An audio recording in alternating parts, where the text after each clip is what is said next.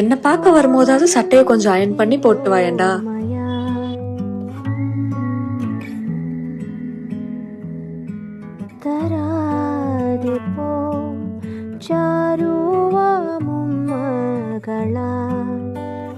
நீ எப்ப வண்டி ஓட்டினாலும் ஹெல்மெட் போட்டு தான் வண்டி ஓட்டணும்.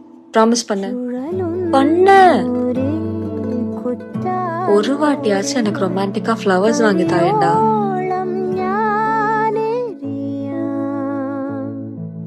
பரவாயில்லையே சார், இன்னைக்கு கரெக்டா டைம்க்கு வந்துட்டீங்க.